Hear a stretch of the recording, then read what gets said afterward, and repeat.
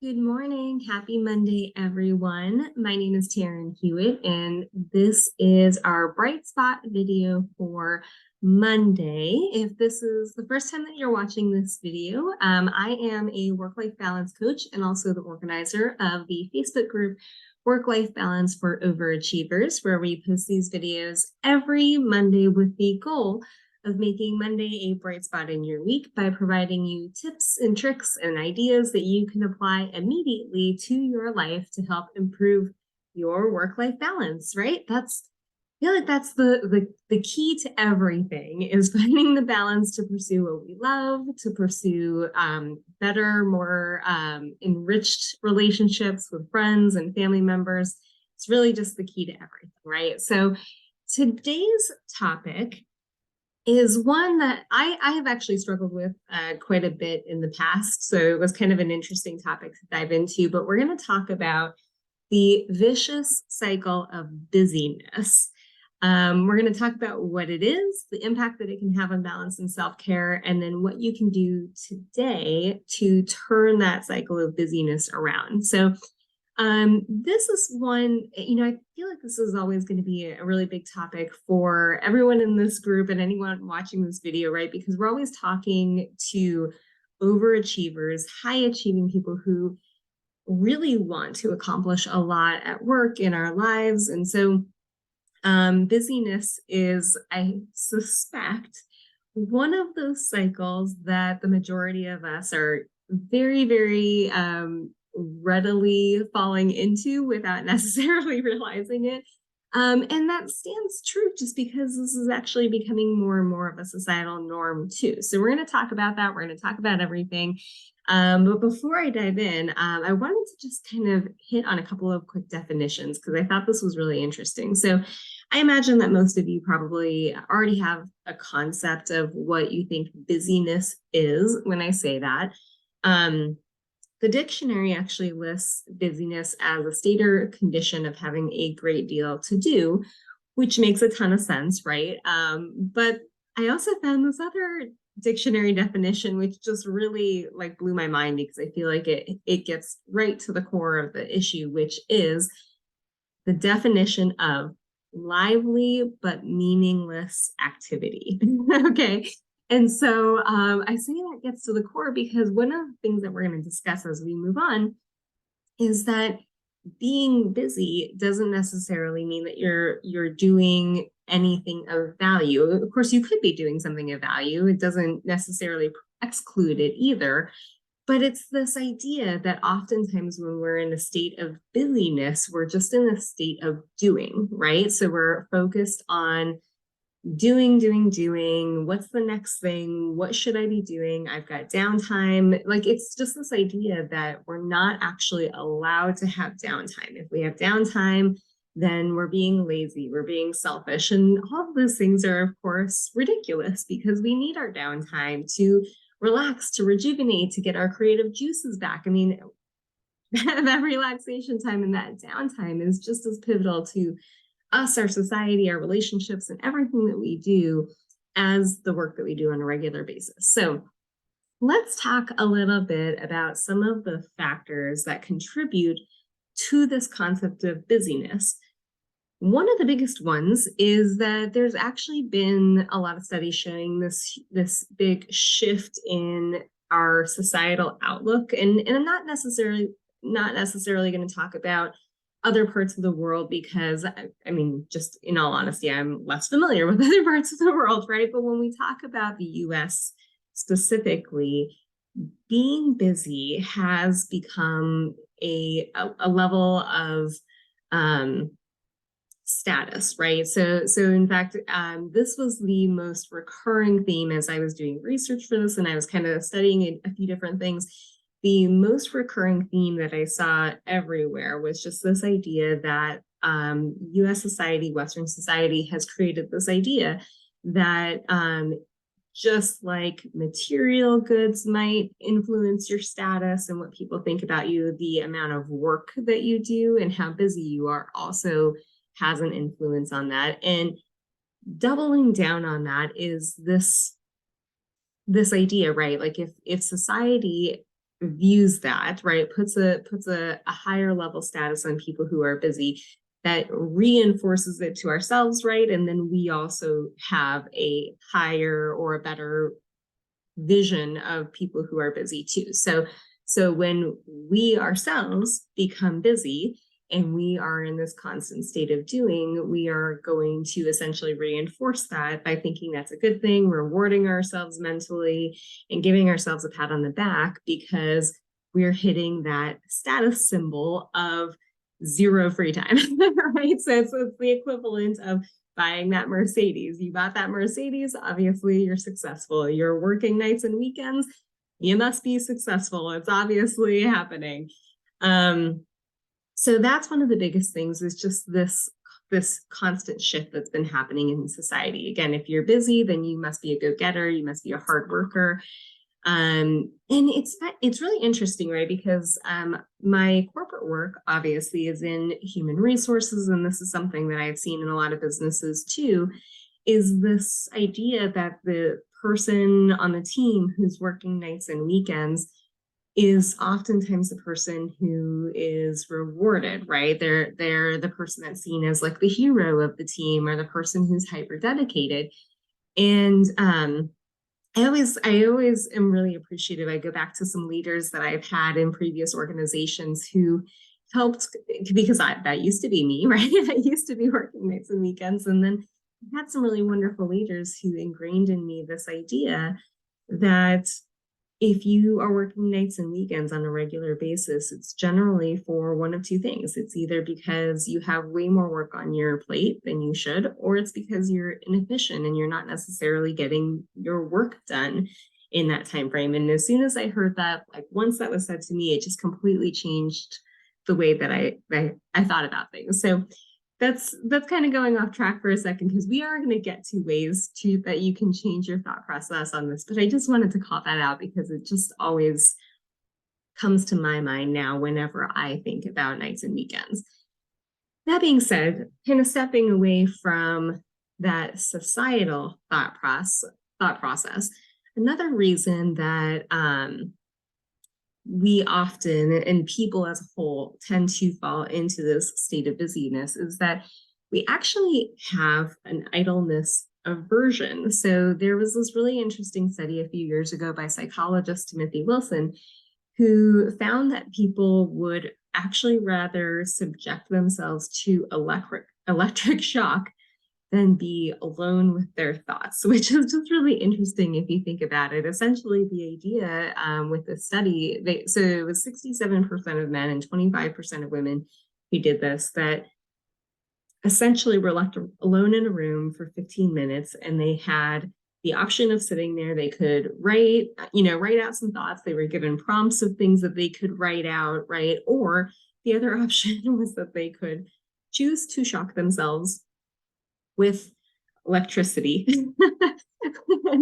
And so, again, 67% of men and 25% of women chose to actually shock themselves rather than just sit there and think about the prompts or just journal or write or whatever the case was. It was just crazy to me, but also really interesting and speaks so much to this larger issue, right?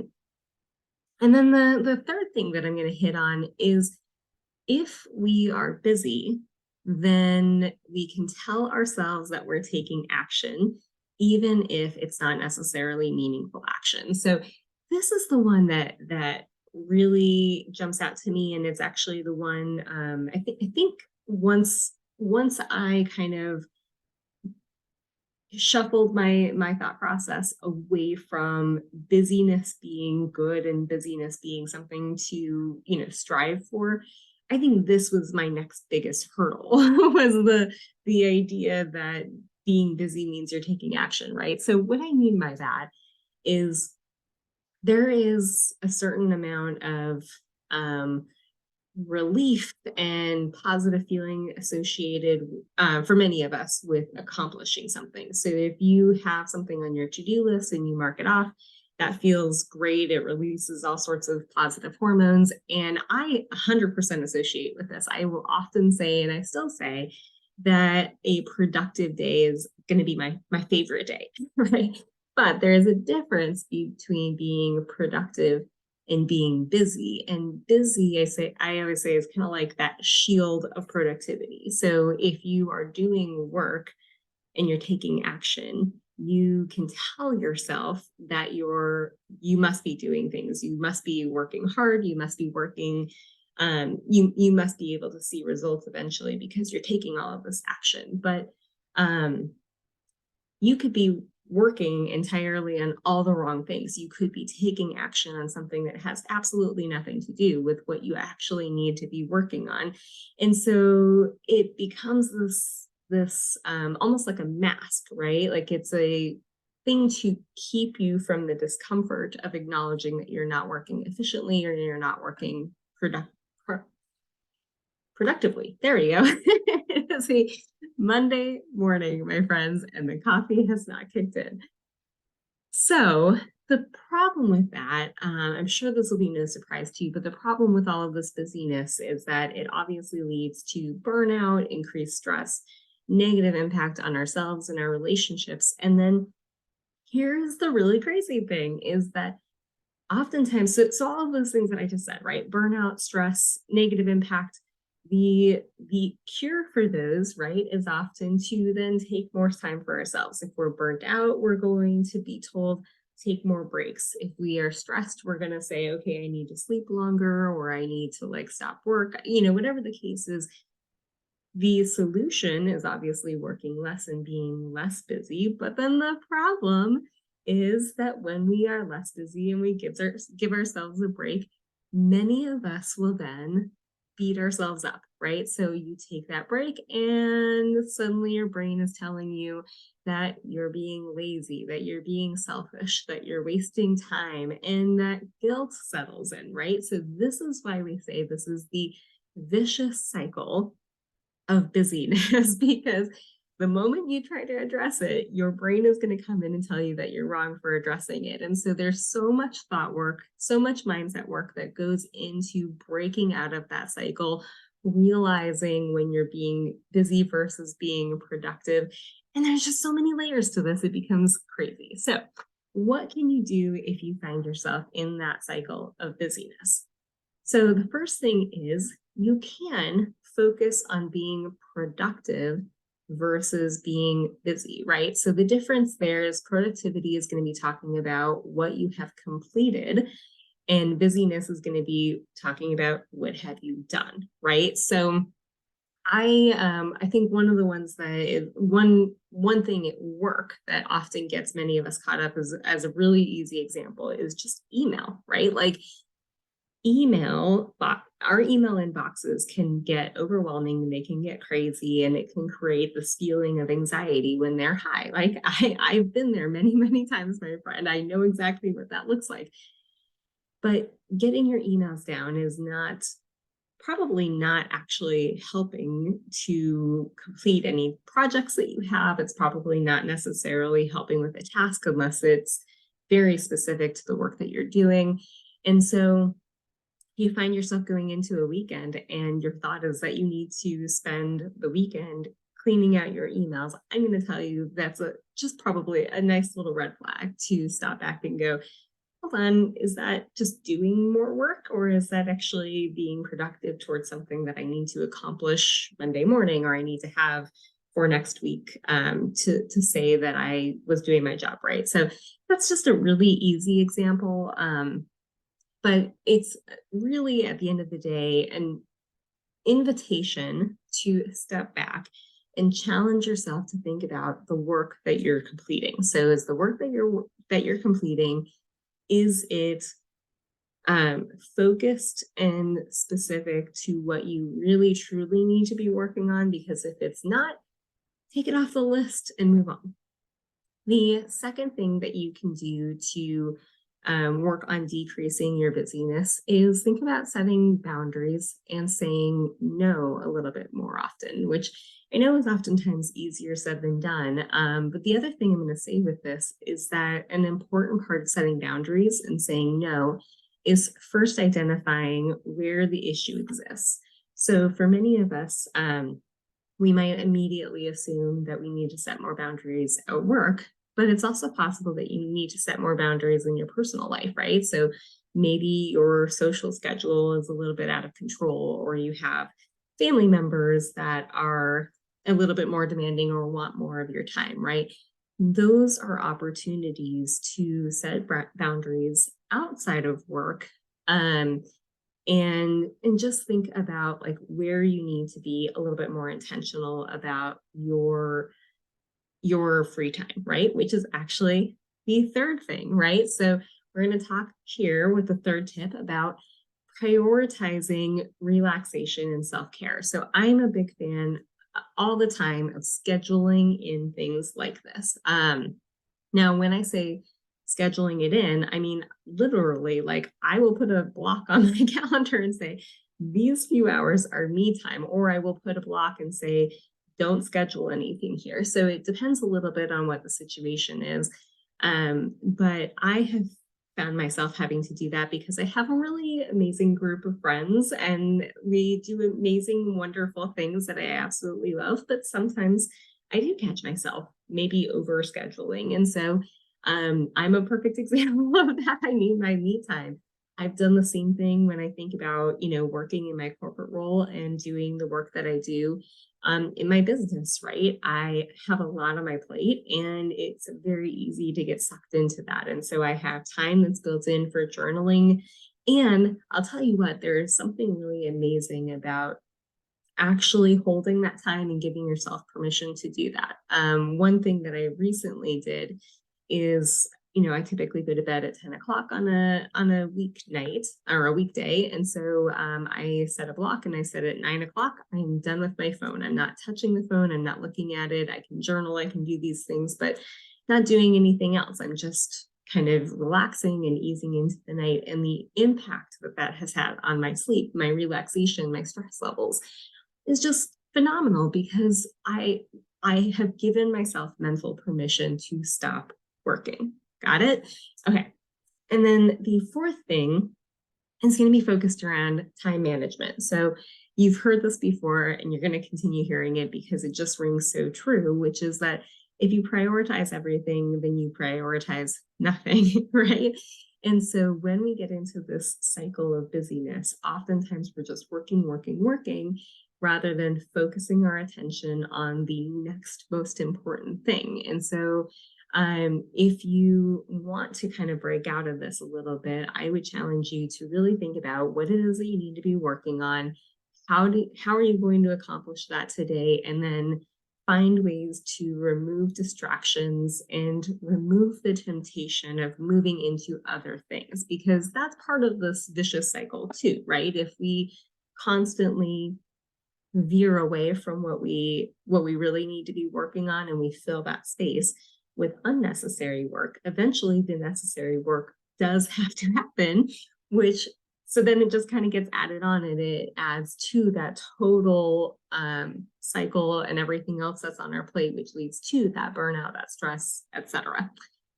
I know you get it. You don't need anything else. It's needed to hit that last ball home. I don't know, whatever. You can all ignore me at this point. Any sayings that I try to add into this. I think at this point you get it. We all are oftentimes aware of our busyness. We're aware that this is a problem. We're aware that this is something that we need to be working on. So you can take this video as just a gentle reminder to take a look at yourself and see if this is something that's an issue for you now. If it is, try some of these tips. And I'm going to say, in the spirit of everything that we just said, just try one of them, right? So you don't have to try all of these, but just pick one this week. What is the one thing that I talked about that you're going to do this week to decrease your busyness, increase your time for yourself, and get back a little bit more of that relaxation into your life? I want to hear about it. Feel free to drop it into the comments, whatever you decide to do. And I can't wait to celebrate how it goes and how much additional time you have back in your life. Thanks, everyone. I'll see you next week. Bye.